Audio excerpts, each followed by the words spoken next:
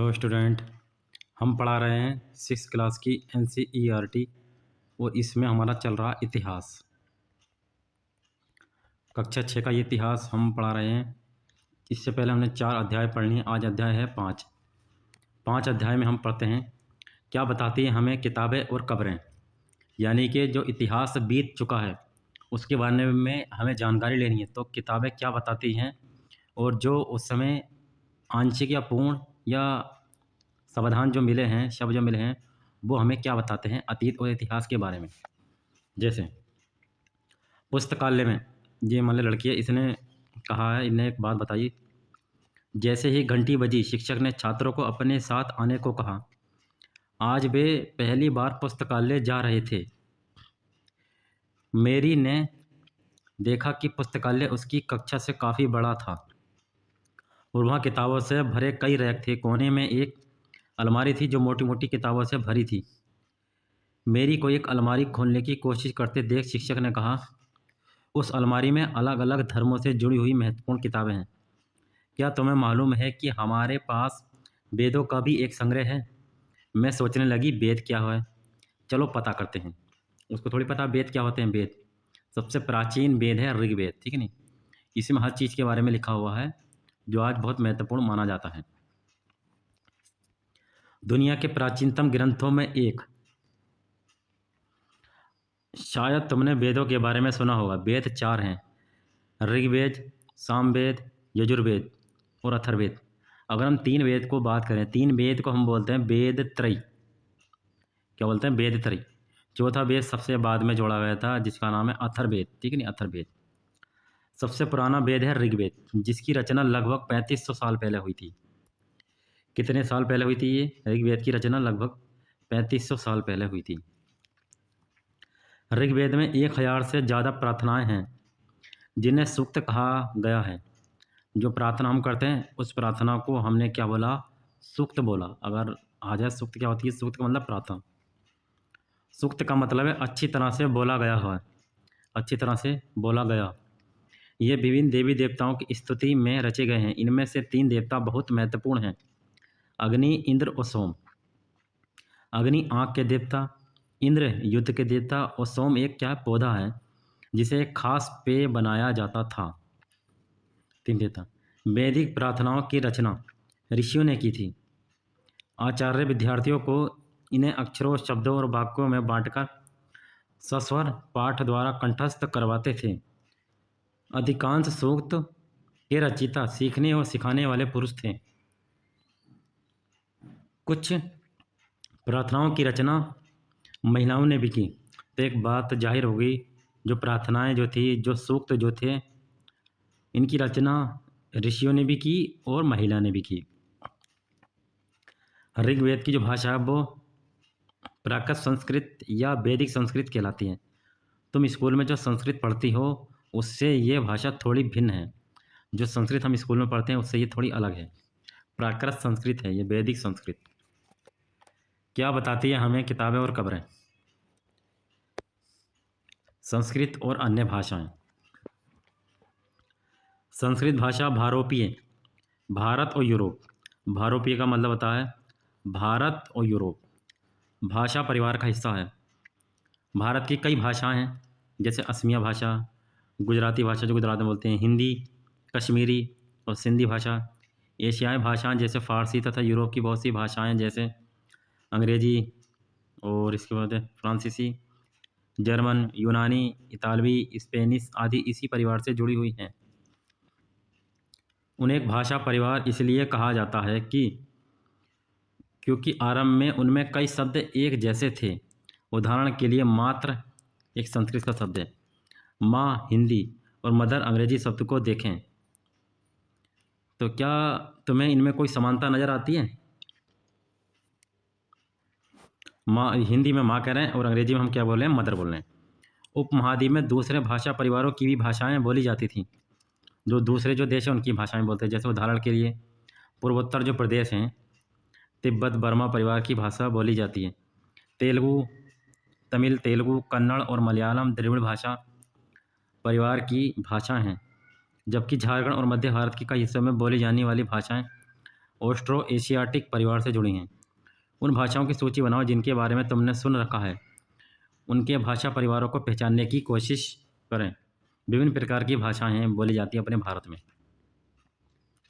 हम जिन किताबों को पढ़ते हैं वे लिखी और छपी गई हैं। ऋग्वेद का उच्चारण किया जाता था और श्रवण किया जाता था, ना कि पढ़ा जाता था।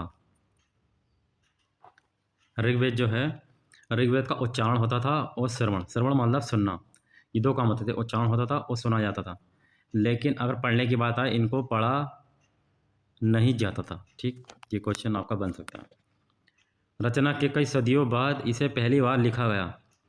इसे छपने का काम तो मुश्किल से 200 साल पहले हुआ। इतिहासकार ऋग्वेद का अध्ययन कैसे करते हैं? इतिहासकार पुरातत्ववेत्ताओं की तरह ही अतीत के बारे में जानकारी इकट्ठा करते हैं, लेकिन भौगोलिक अवशेषों के अलावा वे लिखित स्रोतों का भी उपयोग करते हैं। चलो देखते हैं कि वे ऋग्वेद का अध्ययन कैसे करते हैं। ये इतिहासकार ऋग्वेद के कुछ सूक्त मतलब समझ गए आपके, सूक्त मतलब प्रार्थना। ठीक, वार्तालाप के रूप में है। विश्वामित्र नामक ऋषि वो देवी देवताओं के रूप में पूजित दो नदियाँ ब्यास नदी और सतलज नदी के बीच ये संवाद एक ऐसे सूक्त का अंश है। इन दोनों नदियों का मानचित्र 1 और पेज नंबर 2 में देख सकते हैं। ऋग्वेद की पांडुलिपि का एक पन्ना है। ये पन्ना आप दे रखे हैं। ये संस्कृत भाषा से थोड़ी सी भिन्न है। ये भुर्ज, अच्छा पांडुलिपि जो लिखते हैं तो कौन सी, ये ताड़ के पत्ते और जो भुर्ज का पेड़ होता है उस पर लिखी जाती है। भुर्ज वृक्ष की छाल पर लिखी ये पांडुलिपि कश्मीर में पाई गई थी। लगभग 150 साल पहले ऋग्वेद को सबसे पहली बार छापने के लिए इसका उपयोग किया गया था। इसी पांडुलिपि को देखकर अंग्रेजी अनुवाद तैयार हुआ। यह पांडुलिपि पुणे महाराष्ट्र के एक पुस्तकालय में सुरक्षित है। तो ये पांडुलिपि कहाँ पर रखी गई है? पुणे यानी कि महाराष्ट्र में सुरक्षित रखी गई है पांडुलिपि। ताड़ के पत्ते पर लिखी गई है और ये ताड़ का पत्ता भुर्ज पेड़ से मिलता है।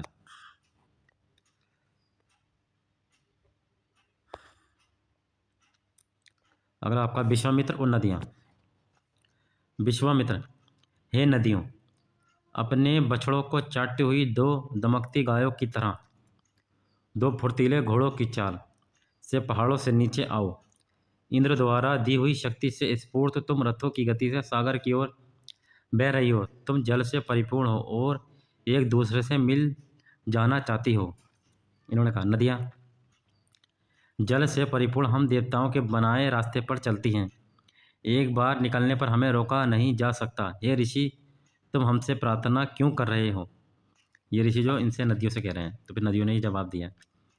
फिर इन्होंने विश्वामित्र ने कहा, हे बहनों, मुझे गायक की प्रार्थना सुनो। मैं रथों और गाड़ियों सहित बहुत दूर से आया हूँ। कृपया करके अपने जल को हमारे रथों और गाड़ियों की धुरियों के ऊपर न उठाओ, ताकि हम आसानी से उस पार जा सकें।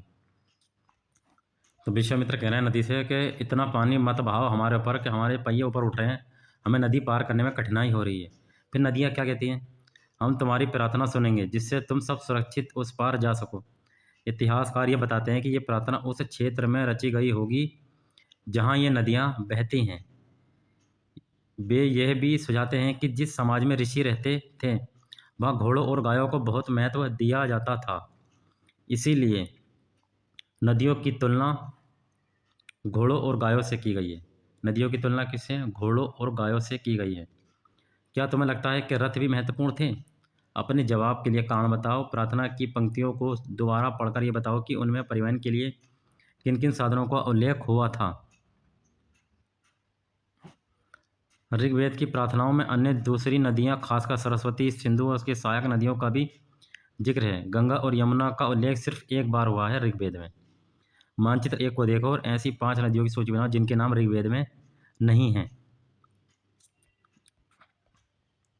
घोड़े, मवेशी और रथ क्या बताते हैं? ऋग्वेद में मवेशियों, बच्चों, खासकर पुत्रों और घोड़ों की प्राप्ति के लिए अनेक प्रार्थनाएं हैं। घोड़ों को लड़ाई में रथ खींचने के काम में लाया जाता था। इन लड़ाइयों में मवेशी जीत कर लाए जाते थे। मवेशी मतलब जानवर। लड़ाइयाँ वैसे ज़मीन के लिए भी लड़ी जाती थी जहाँ अच्छे चारागाह हो या जहाँ पर जो जैसी जल्दी तैयार हो जाने वाली फसलों को उपजाया जा सकता हो। कुछ लड़ाइयाँ पानी के स्रोतों और लोगों को बंदी बनाने के लिए भी लड़ी जाती थीं। युद्ध में जीते गए धन का कुछ भाग सरदार रख लेते थे तथा कुछ पुरोहित को दिया जाता था। शेष धन आम लोगों में बांट दिया जाता था। तो कुछ घोड़े थे तो घोड़ों से रथ वगैरह खींचने का काम होता था और लड़ाइयाँ भी होती थी। और जो जानवर जीत के लाए जाते थे कुछ सरदार लोग रख लेते थे, कुछ पुरोहित, और बाकी जो धन है वो आम जनता में बांट दिया जाता था। कुछ धन यज्ञ करने के लिए भी प्रयोग होता था। यज्ञ की आग में आहुति दी जाती थी। ये आहुतियाँ देवी देवताओं को दी जाती थीं। घी, अनाज और कभी कभी जानवरों की भी आहुति दी जाती थी। अधिकांश पुरुष इन युद्धों में भाग लेते थे। कोई स्थायी सेना नहीं होती थी, स्थायी सेना नहीं थी ऋग्वैदिक काल में, लेकिन लोग सभाओं में मिलते जुलते थे और युद्ध व शांति के विषय में सलाह मशवरा करते थे। वहाँ ऐसे लोगों को अपना सरदार चुनते थे जो बहादुर और कुशल योद्धा होते थे। लोगों की विशेषताएं बताने वाले शब्द। लोगों का वर्गीकरण काम, भाषा, परिवार या समुदाय, निवास स्थान या सांस्कृतिक परंपरा के आधार पर किया जाता रहा है। ऋग्वेद में लोगों की विशेषता बताने वाले कुछ शब्दों को देखो। ऐसे दो समूह हैं जिनका वर्गीकरण काम के आधार पर किया गया है। पुरोहित, जिन्हें कभी कभी ब्राह्मण कहा जाता था, तरह तरह के यज्ञ और अनुष्ठान करते थे। दूसरे लोग थे राजा। पुरोहित को हम क्या बोलते हैं? ब्राह्मण भी बोलते हैं। ये राजा वैसे नहीं थे जिनके बारे में तुम बाद में पढ़ोगी। ये ना तो बड़ी राजधानियों और महलों में रहते थे, ना इनके पास सेना थी, ना ही ये कर वसूलते थे। ये जो राजा हुआ करते थे, प्रायः राजा की मृत्यु के बाद उनका बेटा अपने आप ही शासक नहीं बन जाता था। अगर कोई राजा मर गया तो उस राजा की मृत्यु के बाद उसका बेटा शासक अपने आप नहीं बनता था। पिछले अनुभाग को एक बार फिर पढ़ो और पता लगाओ कि कोशिश करो कि राजा क्या करते थे। ठीक है। जनता या पूरे समुदाय के लिए दो शब्दों का इस्तेमाल होता था। एक था जन, जिसका प्रयोग हिंदी व अन्य भाषाओं में आज भी होता है। दूसरा था विश, जिससे वेश्य शब्द निकला है। इस विषय पर तुम अध्याय 6 में हम विस्तार से पढ़ेंगे। तो एक जन, जन, जन का मतलब जनपद बोलो, और विश, विश का मतलब वेश्य। दो शब्द। ऋग्वेद में विश और जन के नाम मिलते हैं, इसीलिए हमें पुरुजन या विश, भरतजन या विश, यदुजन या विश जैसे कई उल्लेख मिलते हैं। तुम्हें इनमें से कोई नाम जाना पहचाना लगता है? जिन लोगों ने इन प्रार्थनाओं की रचना की वे कभी कभी खुद को आर्य कहते थे तथा अपने विरोधियों को दास या दस्यु कहते थे। दस्यु वे लोग थे जो यज्ञ नहीं करते थे। दस्यु मतलब जो यज्ञ नहीं करते थे, शायद दूसरी भाषाएं बोलते थे। बाद के समय में दास स्त्रीलिंग दासी शब्द का मतलब गुलाम हो गया। दास वे स्त्री और पुरुष होते थे जिन्हें युद्ध में बंदी बनाया जाता था। उनके मालिक की जायदाद माना जाता था। जो भी मालिक काम चाहते थे उन्हें सब करना पड़ता था। तो दास जो है वो गुलाम शब्द के लिए प्रयोग किया गया है। और जो दास उनको भी बोलते हैं जो यज्ञ नहीं करते थे और दूसरी भाषाएं बोलते होंगे। जिस युग में उपमहाद्वीप के उत्तर पश्चिम में ऋग्वेद की रचना हो रही थी, उसी समय दूसरी जगह पर एक अलग तरह का विकास हो रहा था। देखो वहाँ क्या हो रहा था।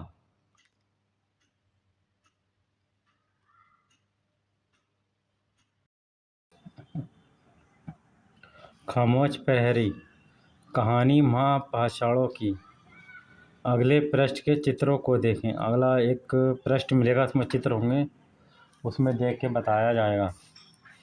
ये शिलाखंड महापाषाण, महापाषाण का महा मतलब होता बड़ा, पाषाण मतलब पत्थर, बड़े पत्थर नाम से जाने जाते हैं। ये पत्थर दफन करने की जगह पर लोगों द्वारा बड़े बड़े करीने से लगाए गए हैं। महापाषाण का मतलब ये हुआ जैसे किसी की मृत्यु हो जाती है, उसको दफनाने के बाद उसके ऊपर पत्थर रख दिए जाते हैं बड़े बड़े, उसको बोलते हैं महापाषाण संस्कृति। महापाषाण कमरे बनाने की प्रथा लगभग 3000 साल पहले शुरू हुई थी। और ऋग्वेद की रचना कब हुई थी? 3500 साल पहले हुई थी। और इसकी कब हुई थी? 3000 साल पहले। ये प्रथा जो है दक्कन यानी कि दक्षिण भारत, उत्तर पूर्वी भारत और कश्मीर में प्रचलित थी। अगर हम इस तरीके से ये मैप बना दें तो ये आपका दक्षिण भारत, उत्तर पूर्वी भारत और ऊपर आपका कश्मीर में प्रचलित थी ये वाली प्रथा। कुछ महत्वपूर्ण महापाषाण पुरास्थल मानचित्र 2 में दिखाए गए हैं। कुछ महापाषाण जमीन के ऊपर ही दिख जाते हैं, कुछ महापाषाण जमीन के भीतर भी होते हैं। जैसे आप ये देख सकते हैं पत्थर, या पत्थर बना रखे हैं, ठीक है, पत्थर।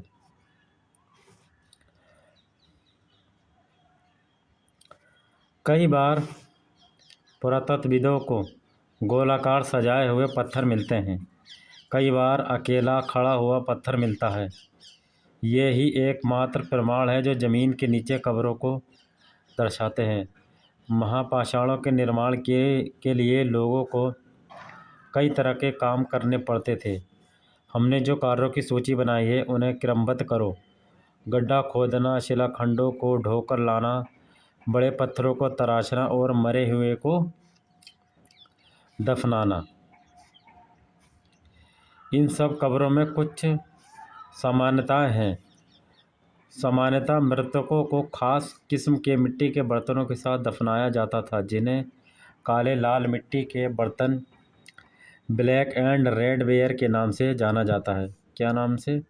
ब्लैक एंड रेड वेयर के नाम से जाना जाता है। इनके साथ ही मिले लोहे के औजार और हथियार, घोड़ों के कंकाल और सामान तथा पत्थर के सोने के गहने। क्या हड़प्पा के शहरों में लोहे का प्रयोग होता था?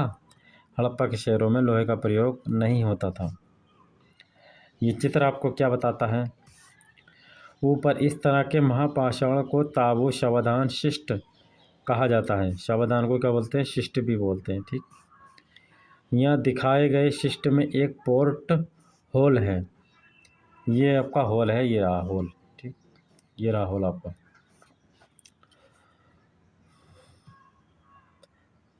यहाँ दिखाए गए शिष्ट में एक पोर्ट होल है, यानी बड़ा सुराग है, जो शायद पत्थरों से बने हुए कमरों में जाने का रास्ता था।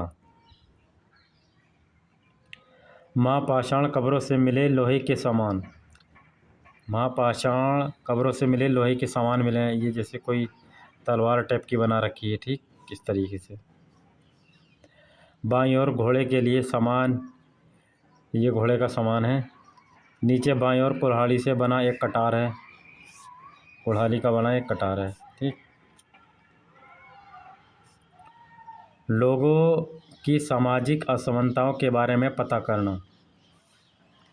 पुरातत्वविद ये मानते हैं कि कंकाल के साथ पाई गई चीज़ों मरे हुए व्यक्ति की ही रही होंगी। कभी कभी एक कब्र की तुलना में दूसरी कब्र में ज़्यादा चीज़ें मिलती हैं। मानचित्र 2 पर देखें। ये मैप का नक्शा है महापाषाण पुरास्थल।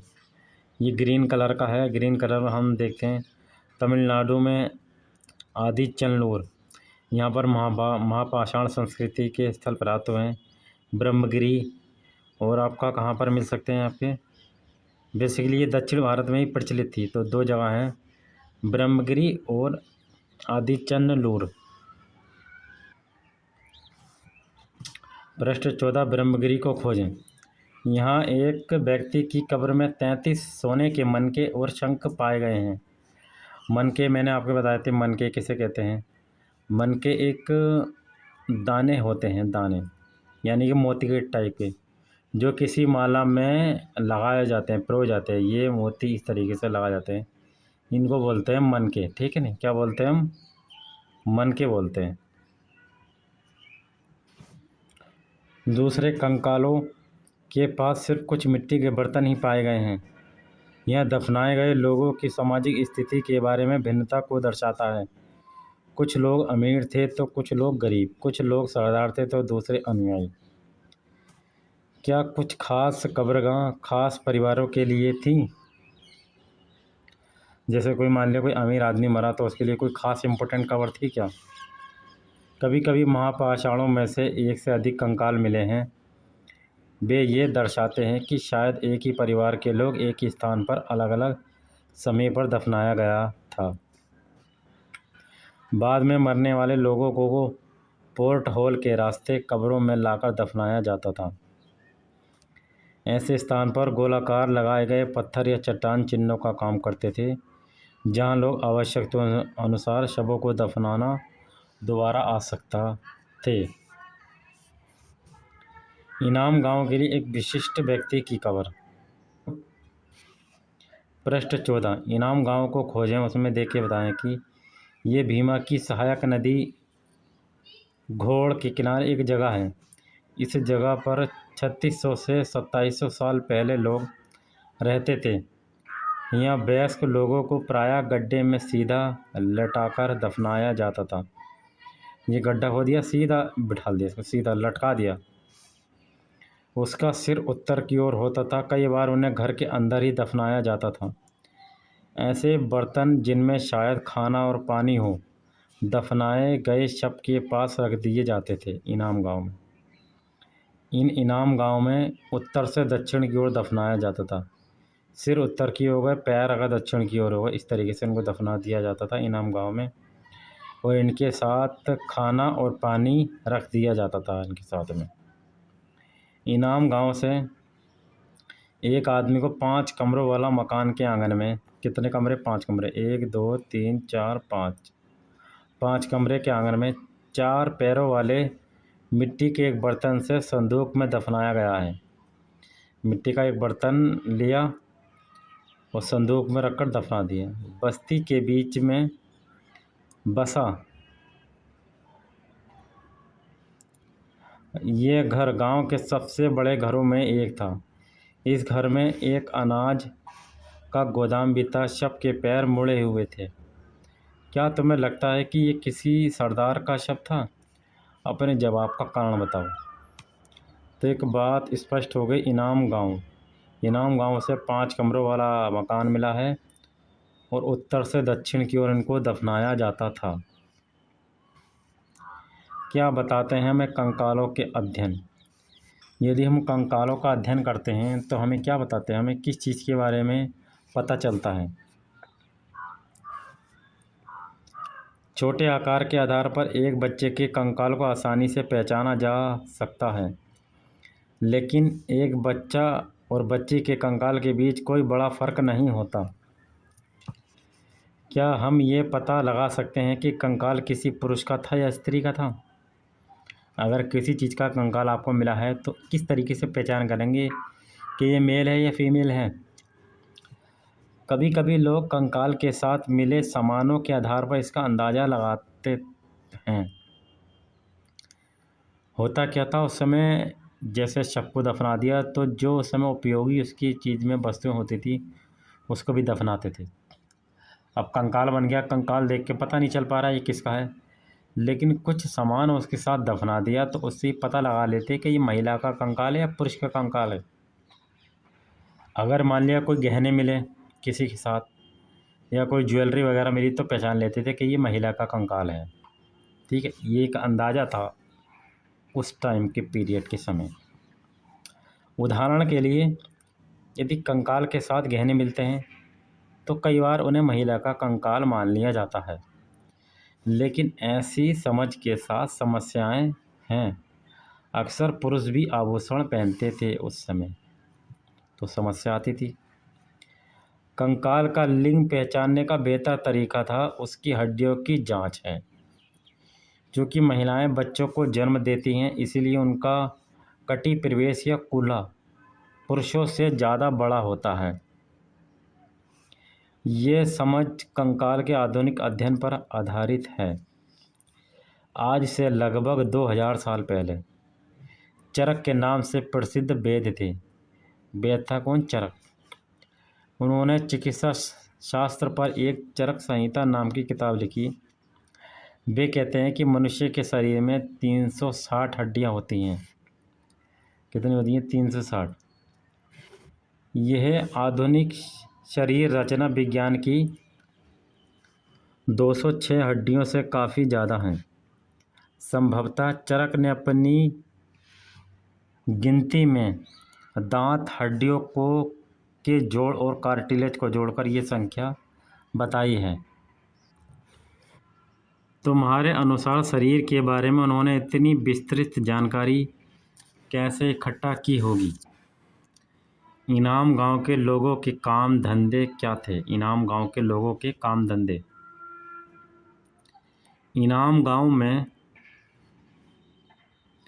पुरातत्वविदों को, इनाम गांव की बात बता रहे हैं, ये का बात पता चल गई कि इनाम गांव से 5 कमरे मिले हैं और जो शव है वो उत्तर से दक्षिण की ओर दफनाते थे। इनाम गांव को गेहूँ, जौ, चावल, दाल, बाजरा, मटर और तिल के बीज मिले हैं। कई जानवरों की हड्डियां भी मिली हैं। कई हड्डियों पर काटने के निशान से ये अंदाज़ा होता है कि लोग इन्हें खाते होंगे। गाय, बैल, भैंस, बकरी, भेड़, कुत्ता, घोड़ा, गधा, सुअर, सांभर, चितकबरा, हिरण, कृष्ण मृग, खरहा, नेवला, चिड़िया, घड़ियाल, कछुआ, केकड़ा और मछली की हड्डियां भी पाई गई हैं। ऐसे साक्ष्य मिले हैं कि बेर, आंवला, जामुन, खजूर और कई तरह की रसभरियाँ एकत्र की जाती थीं। तो इसमें तो काफ़ी चीज़ पता चल रही है कि जानवर भी हैं और चिड़ियाँ भी हैं और मछली की हड्डी भी हैं और खाने के लिए आंवला, जामुन, खजूर भी एकत्र किया जाता था। इस प्रमाण के आधार पर इनाम गांव में लोगों के काम धंधों की एक सूची बनाओ। अब इनाम गांव जो है एक सूची बनानी पड़ती है। इसमें ये बताना है कि क्या खाते थे उसकी एक सूची है और अलग क्या क्या पहनते थे उसकी एक सूची बनाई जा सकती है। अन्यत्र एटलस में चीन को खोजो और देख के बताओ कि लगभग 35 साल पहले, 35 साल वो टाइम पीरियड है जिसमें ऋग्वेद की रचना हुई थी। हम यहाँ की लेखन कला के सबसे पुराने उदाहरण पाते हैं। ये जानवरों की हड्डियों पर लिखा गया था। इन्हें भविष्यवाणी करने वाली हड्डी कहा जाता है। चीन की बात हो रही है। मान लीजिए हड्डी है कोई किसी जानवर की, उन हड्डियों पर लिखा गया है क्योंकि ये मान्यता थी कि ये भविष्य बताती हैं और राजा लोग लिपिकारों से इन हड्डियों पर सवाल लिखवाते थे। क्या वे युद्ध जीतेंगे? क्या फसलें अच्छी होंगी? क्या उन्हें पुत्र होंगे? फिर इन हड्डियों को आग में डाल दिया जाता था जहां इनमें गर्मी से चटक कर दरारें पड़ जाती थीं। तो भविष्यवक्ता इन दरारों को बड़े ध्यान से देखकर भविष्यवाणी करने की कोशिश करते थे। जैसा शायद तुम भी सोच रही होगी कि ये भविष्यता कभी कभी गलती भी करते थे। ये राजा शहरों में महल बनाकर रहते थे। उन्होंने बेशुमार दौलत इकट्ठी कर ली थी जिनमें बड़े बड़े नक्काशी किए हुए कांसे के बर्तन शामिल थे, लेकिन वे लोहे का इस्तेमाल करना नहीं जानते थे। तो इस तरीके से भविष्यवाणी करते थे कि हड्डी पर लिखवाते थे, कुछ भी लिख दिया जैसे युद्ध जीतेंगे, अच्छी फसल होगी, पुत्र की प्राप्ति होगी। उनको आग में डालते थे। यदि गर्मी से चटक जाएं और दरारें पड़ जाएं तो उनसे भविष्यवाणी करते थे ये लोग। ठीक है। अगला, ऋग्वेद के राजा और इन राजाओं के बारे में कोई एक फ़र्क बताओ। जो ऋग्वेद का राजा है और जो चीन के राजा हैं उनमें कोई फ़र्क बताना है। ठीक है। कल्पना करो तुम 3000 वर्ष पहले के इनाम गांव में रहती हो। मान लिया हम इनाम गांव में अगर रहते हैं उस समय पिछली रात सरदार जी की मृत्यु हो गई। आज तुम्हारे माता पिता दफन की तैयारी कर रहे हैं। ये बताते हुए सारे दृश्य का वर्णन करो कि अंतिम संस्कार के लिए कैसा भोजन तैयार किया जा रहा है। तुम्हें क्या लगता है खाने में क्या क्या दिया जाएगा? ठीक है। जैसे आज किसी की मृत्यु होती है तो आप ये बताओ कि क्या क्या भोजन तैयार किया जाएगा। उपयोगी शब्द वेद, 4 वेद थे आपके। प्रार्थना यानी कि सूक्त। भाषा क्या थी? संस्कृत। रथों का प्रयोग होता था, घोड़े खींचते थे। यज्ञ किया जाता था, राजा था। दास, दास का मतलब क्या होता है? जैसे गुलाम बनाना किसी को। महापाषाण पत्थर के बड़े बड़े टुकड़े, कब्र और कंकाल मिले हैं। फिर उसके बाद में लोहे की शुरुआत होती है। वेदों की रचना लगभग कब हुई थी? 3500 साल पहले। कुछ महत्वपूर्ण तिथियां हैं। महापाषाणों की शुरुआत लगभग 3000 साल पहले। इनाम गांव में किसानों का निवास 3600-2700 साल पहले। और चरक आया था लगभग 2000 साल पहले। ठीक, तो ये आप इस तरीके से बता सकते हैं। वेदों की रचना 3500 साल पहले। इनाम गांव की शुरुआत 3600 से 2700 साल पहले। और महापाषाणों की शुरुआत 3000 साल पहले। ये कुछ मिलान करने, जैसे सूक्त। सूक्त क्या थी? जैसे प्रार्थना। ठीक, अच्छी तरह से बोला गया। क्या था? अच्छी तरह से बोला गया होता। ठीक है, नहीं ये हो सकता इसका। और दास क्या मतलब? दास का मैंने बताया था गुलाम। ठीक, गुलाम बताया था। महापाषाण का मतलब क्या हो सकता है? सजाए गए पत्थर। ठीक, हो सकता है। और रथ युद्ध में प्रयोग किया जाता था। यज्ञ अनुष्ठान, इस तरीके से आप लगा सकते हैं। वाक्यों को आप पूरा कर सकते हैं। कुछ दिए गए हैं के लिए दासों का इस्तेमाल किया गया था। महापाषाण पाए जाते हैं आप दक्षिण भारत में। ज़मीन पर गोले में लगाए गए पत्थर या चट्टान का काम करते थे। पोर ढोल का हमने पढ़ा था। ठीक, इनाम गांव के लोग क्या खाते पीते थे, वो भी हमने पीछे पढ़ा। चर्चा करनी है आपकी। आज हम जो किताब पढ़ते हैं वे ऋग्वेद से कैसे भिन्न हैं? पुरातात्विक कब्रों में दफनाए गए लोगों के बीच सामाजिक अंतर का पता कैसे लगाते हैं? एक राजा का जीवन दास या दासी के जीवन से कैसे भिन्न था?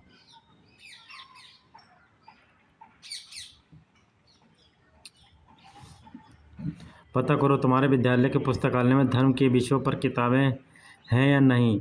उस संग्रह से किन्हीं 5 पुस्तकों के नाम बताओ।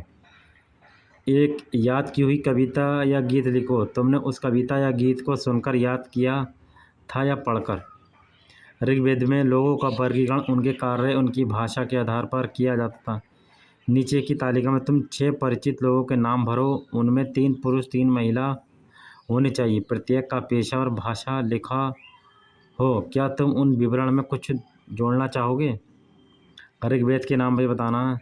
यहाँ पुरुष का नाम लिखना, उनके क्या कार्य थे, क्या भाषा थी, क्या काम किया करते थे। ये पूरा चार्ट बना रखा नीचे। ठीक, अगला चैप्टर चालू होगा अध्याय 6। 5 अध्याय हमने पढ़ लिए। ये NCERT की किताब पढ़ा रहे हैं, इतिहास। जब 6th क्लास की NCERT पूरी हो जाएगी फिर 7th क्लास की NCERT शुरू की जाएगी।